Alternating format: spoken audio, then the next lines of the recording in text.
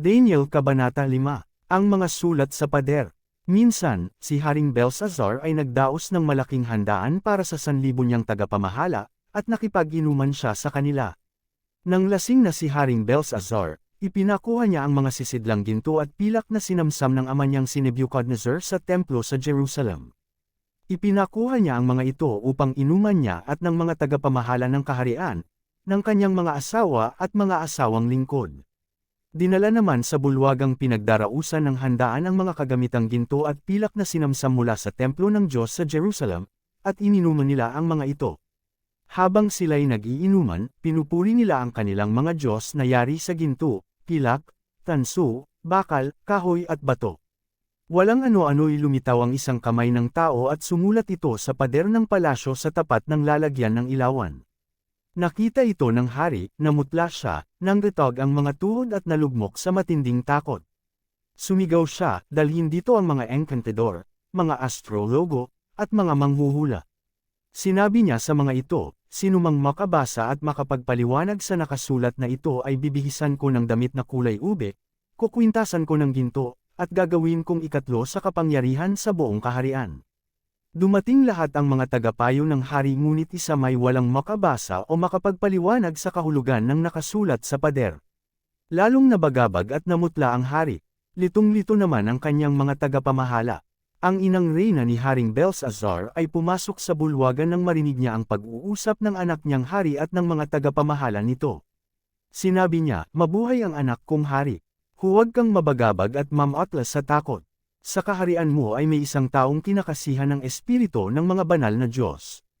Noong panahon ng iyong amang si Nebuchadnezzar, nagpakita siya ng pambihirang katalinuhan, tulad ng katalinuhan ng mga Diyos.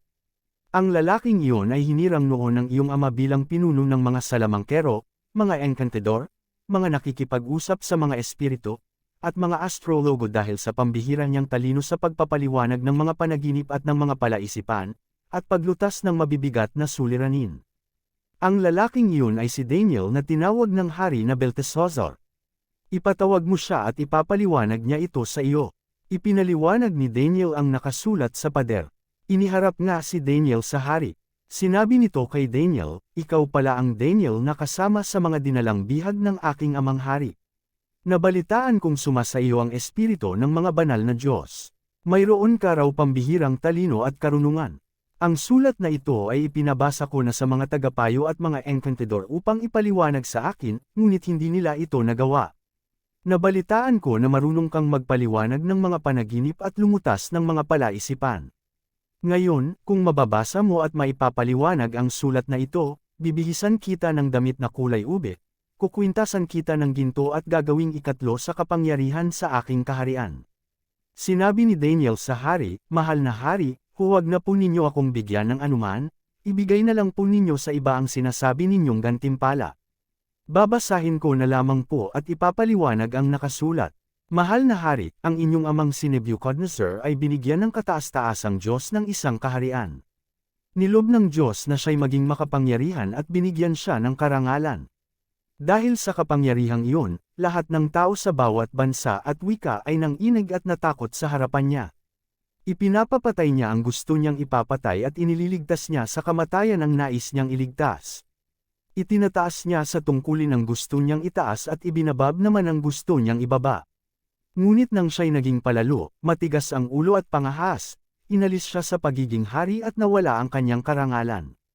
Inihiwalay siya sa lipunan at nanirahang kasama ng maiilap na asno, ang isip niya'y pinalitan ng isip ng hayop, kumain siya ng damo, tulad ng mga baka. Sa labas siya natutulog at do'y nababasa ng hamog.